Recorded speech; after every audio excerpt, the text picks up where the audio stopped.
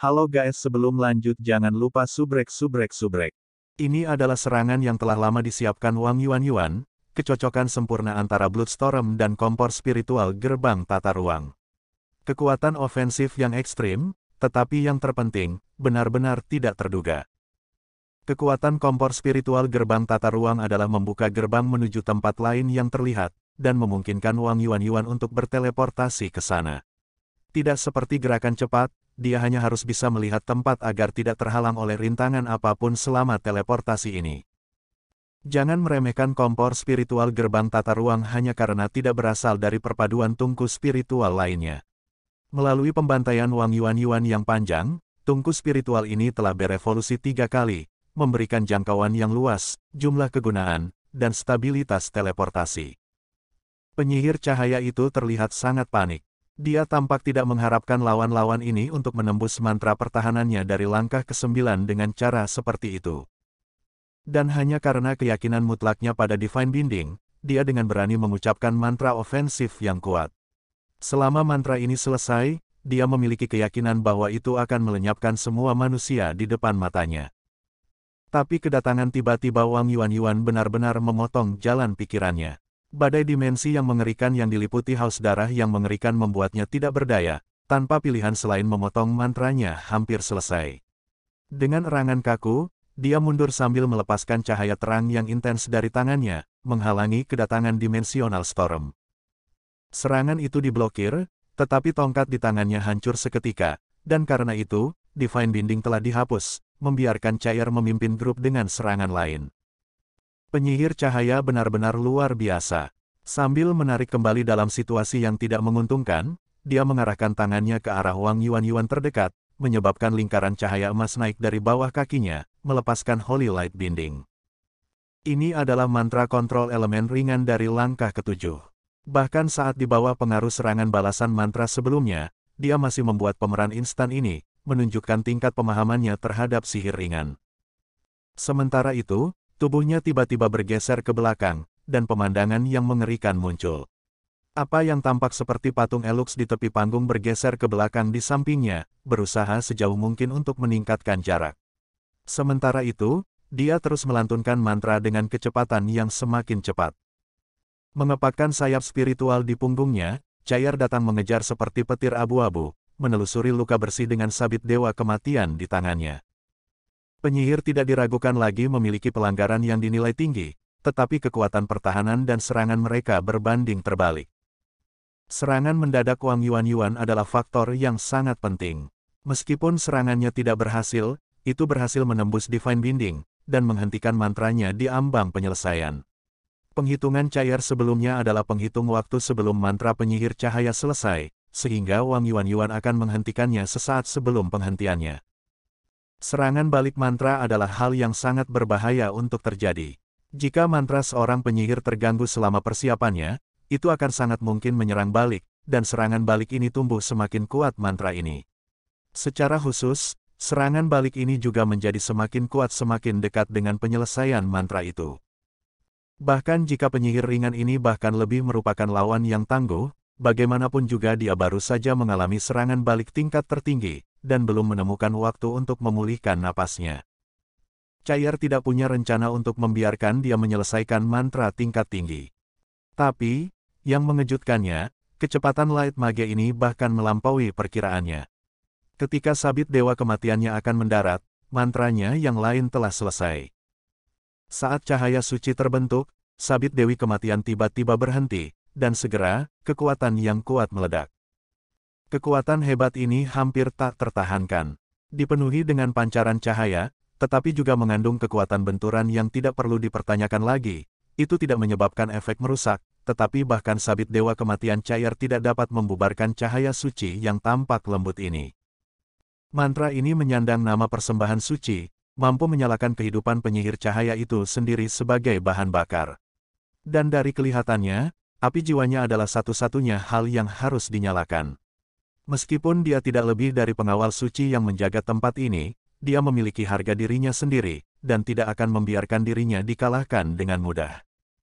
Penggunaan persembahan suci saja berhasil mendorong lawannya mundur, memberinya waktu untuk mengucapkan mantra, jadi dia masih merasa percaya diri dalam mengalahkan manusia ini. Tepat saat Cair mengerutkan alisnya dan sudah merasa tidak mampu untuk menang lagi melawan penyihir ringan ini, perasaan yang membingungkan tiba-tiba muncul darinya. Sebuah cahaya oranye lembut berputar di sekitar tubuhnya, dan menghilangkan cahaya putih dari persembahan suci yang menempel pada tubuh Cair, dan menyebabkan kekuatan yang sebelumnya tak tertahankan menghilang sepenuhnya.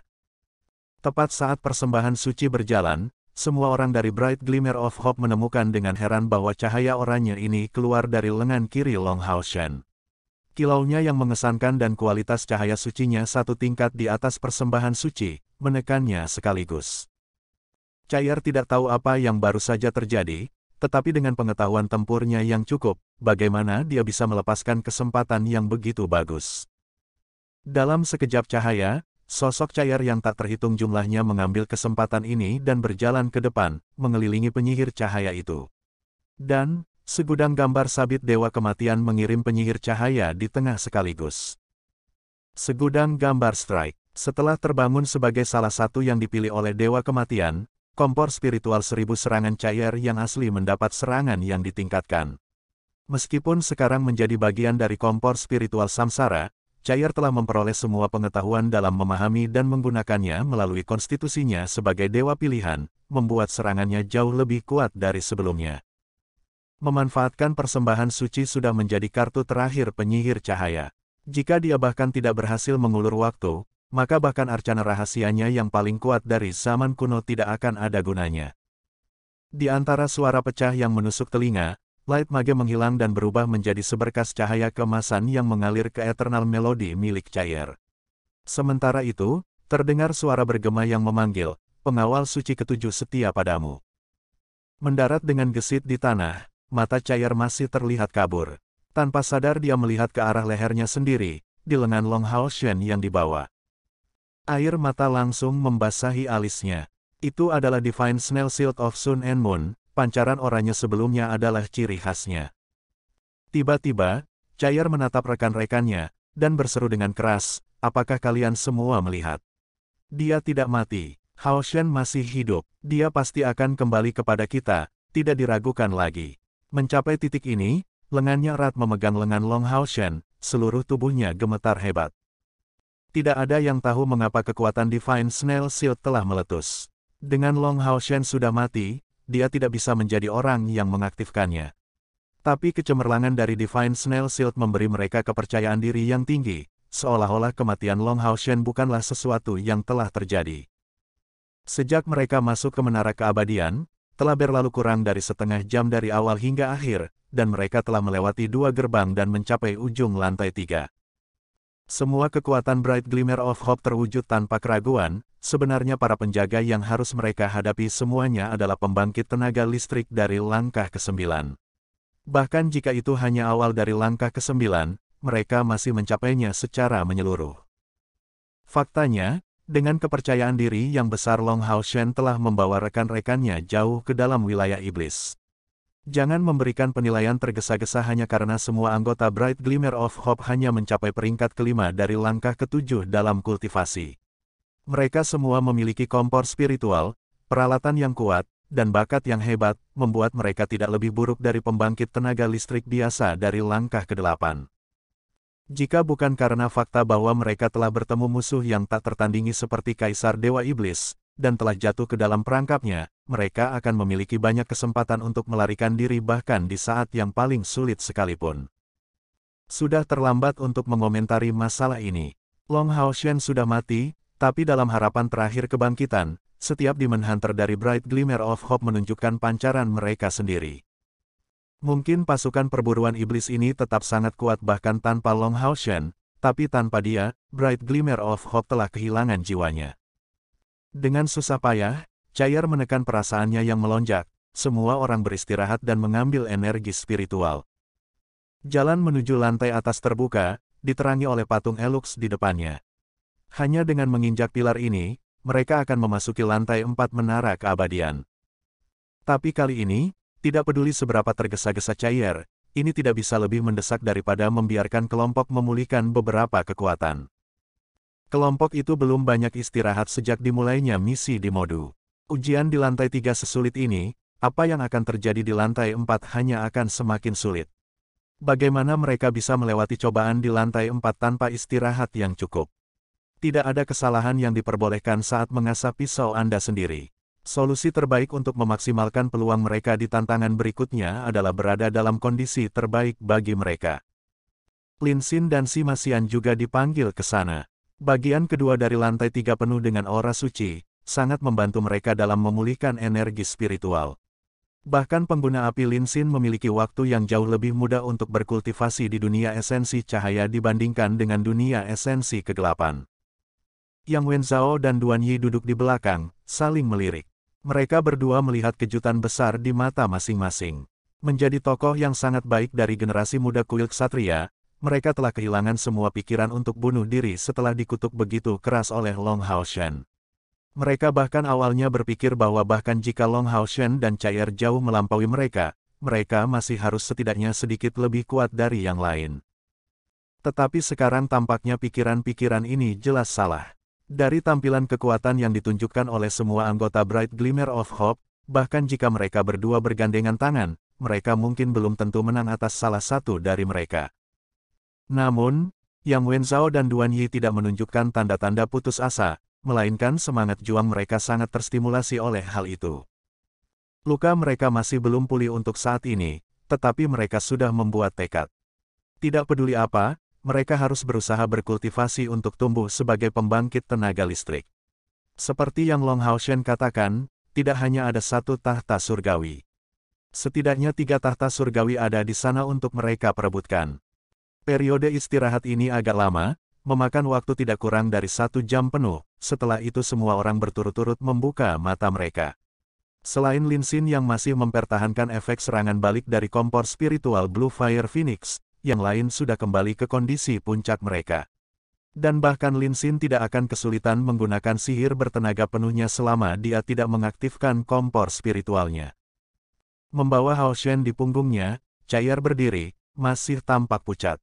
Secara misterius, inkarnasi kematian yang dia wujudkan sebelumnya tidak menghilang selama ini, mengambang di udara dari awal hingga akhir. Dan setelah mengalahkan pengawal suci ke-7, bayangan ini tampak semakin jelas. Bahkan yang lain dari Bright Glimmer of Hope hanya bisa membuat beberapa tebakan, bahwa ini seharusnya menjadi kemampuan eksklusif untuk yang dipilih oleh Dewa Kematian, tetapi tidak tahu tentang detailnya. Ini adalah sesuatu yang Cair tidak pernah menunjukkan penggunaan di masa lalu. Cair menyatakan, di lantai 3 Menara Keabadian, kami telah menghadapi cobaan dari pengawal suci ke-12 hingga ke-7. Dapat dilihat dari jumlah mereka bahwa kita memiliki 6 penjaga suci lagi yang harus dihadapi selanjutnya. Dari lantai 3 ini, para penjaga suci sudah mencapai kekuatan langkah ke-9, dan cobaan berikutnya hanya akan lebih menantang. Unsur-unsur yang telah kita temui adalah api, air, angin, bumi, kegelapan, dan cahaya, semua 6 dari unsur-unsur besar. Yang paling kuat adalah kegelapan dan cahaya. Atribut yang lebih langka seperti atribut spasial belum muncul, tetapi bahkan jika semuanya ditambahkan, itu tidak membuat total 6. Jadi kita akan sangat mungkin menghadapi beberapa penjaga suci dari elemen yang sama dengan yang sebelumnya berikutnya. Saya akan menjadi penyerang utama berikutnya, dan Yinger, persiapkan diri Anda untuk mengikuti lantai 4. Jika memungkinkan, Anda akan menjadi kekuatan utama kami dalam melewati uji coba lantai 4, sehingga kami dapat langsung memasuki lantai 5. Ya, Chen Yinger setuju tanpa ragu-ragu, mengangguk ke Cair. Dia benar-benar tidak dapat mengambil bagian dalam pertempuran di lantai 3 dan masih dalam kondisi terbaik, serta yang paling tidak lelah dalam kelompok. Tapi dia juga seorang dewa pilihan, dan Putri Saint Spiritual bukan hanya sebuah nama. Dalam beberapa situasi tertentu, kekuatan dan utilitasnya bahkan melampaui Long Haoshen dan Cair. Siluet mereka melangkah ke dalam cahaya, menghilang, dan perlahan menghilang. Lantai 4 Menara Keabadian. Ini adalah ruang kosong, kontras dengan gelombang kerangka di bagian pertama lantai 3. Saat memasuki lantai 4, lingkungan benar-benar kosong. Sama seperti di lantai pertama, sebuah patung yang terlihat seperti Elux terlihat dari jauh. Chen Yinger maju ke sisi Cair, dan bertanya dengan suara rendah, bisakah saya memulai? Cair mengangguk. Waktu casting summoner umumnya paling lama, jadi memulai sekarang karena musuh belum muncul akan memberinya waktu paling banyak. Chen Yinger langsung duduk di tempatnya saat ini, dengan babi kecil Megdul melompat dari lengannya. Cahaya pijar lembut terpancar dari tubuhnya, sementara semua pelet spiritual di jubah Saint spiritualnya menyala. Mengucapkan mantra yang merdu, Chen Yinger menyilangkan tangan, saat kristalnya muncul perlahan di tengah nyanyiannya. Gelombang spiritual mistik keluar darinya. Yang lain dengan cepat membentuk barisan, mengelilinginya. Saat mantranya berlanjut, Chen Yinger secara bertahap melayang dari tanah. Jubah spiritual Saint mengeluarkan kecemerlangan yang luar biasa, membuatnya tampak seolah-olah semua binatang ajaib di atasnya menjadi hidup. Gelombang energi spiritual yang intens naik di atasnya dengan kecepatan yang menakjubkan. Yang Wenzhao menatap bingung ke arah Chen Yinger.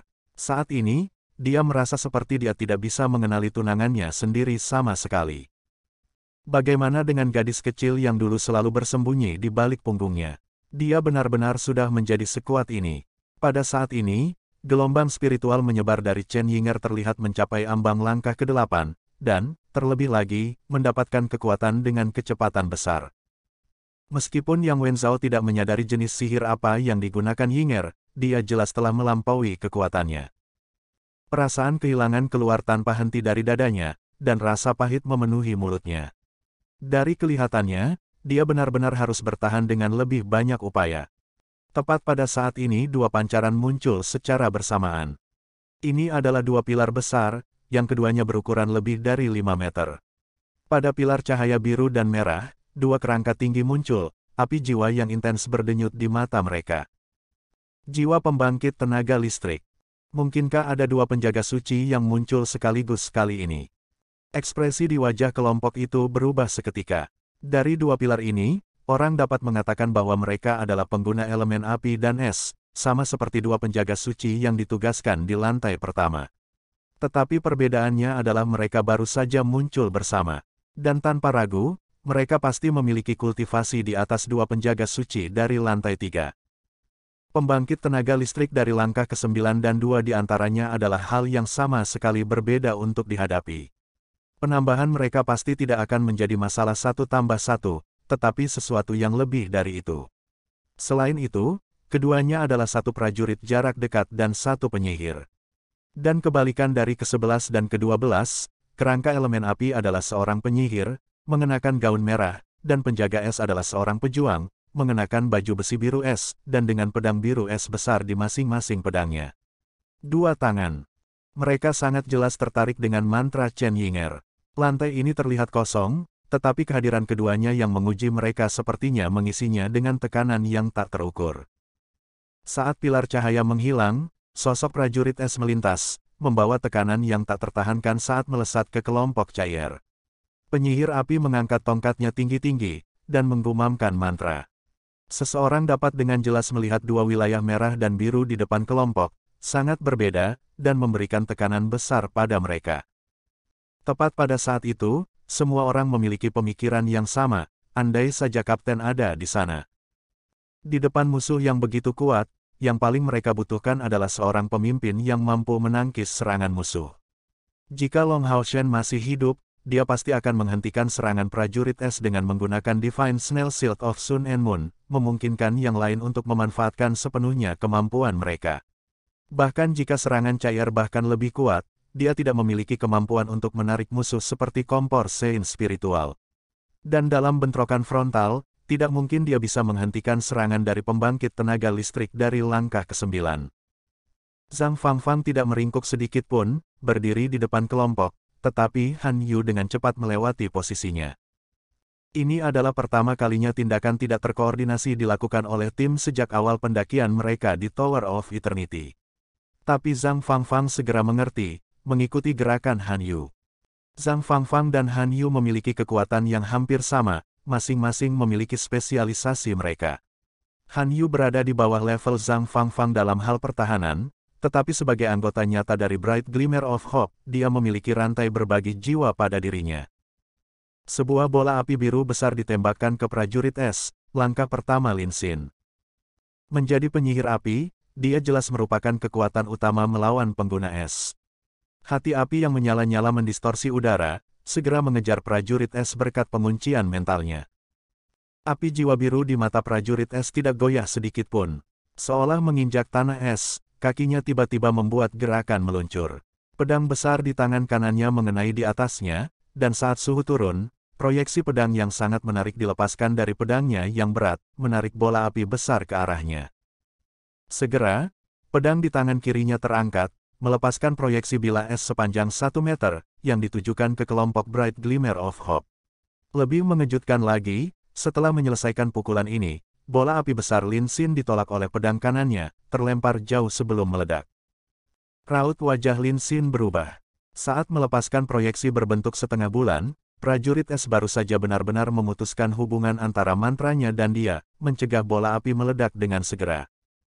Proyeksi setengah bulan berwarna es yang berjalan di atas tanah tidak tumbuh dalam ukuran seperti biasanya, tetapi saat serangan itu datang, suhu di dekatnya turun drastis. Lin Xin dengan cepat melangkah maju, tiba di belakang Han Yu. Api biru yang intens melonjak keluar darinya saat cahaya di matanya berkedip. Segera, kanopi besar api biru menempel pada tubuh Han Yu, membuatnya tampak seperti dewa api. Lin Xin secara alami bukan satu-satunya yang bergerak. Zhang Fangfang, Yang Wenzhao dan Duan Yi semuanya mengacungkan senjata mereka pada saat yang sama, menghasilkan kilatan cahaya suci yang mencolok yang mencegat serangan es itu. Serangan yang mereka luncurkan sangat pintar. Proyeksi bila keluar dari senjata mereka, dan koneksi mereka segera terputus untuk menghindari serangan balasan dari gaya tarik di udara. Namun proyeksi bila berwarna es itu memiliki kekuatan yang tak tertahankan, tidak menunjukkan kelemahan. Pemboman proyeksi bila hanya dapat menyebabkannya membubarkan kabut es, tetapi tanpa menunjukkan jejak melemah. Ketika bila busur bulan berwarna es tampak seperti hendak menghancurkan Han Yu, kilatan cahaya yang kuat datang dari sisi kiri dan kanannya. Sisi kiri berwarna perak, sedangkan sisi kanan berwarna ungu. Divine Soul Shield milik Wang Yuanyuan meluncurkan Space Splitting Saute, sementara si Masian menggunakan Godly Purple Thunder Cannon. Dua serangan pemboman berat ini benar-benar kuat. Di tengah gemuruh yang intens, serangan busur bulan berwarna es itu terbelah, sebelum berhenti. Han Yu kemudian menggunakan Shield Bouncing untuk menyebarkan sisa-sisa bila es.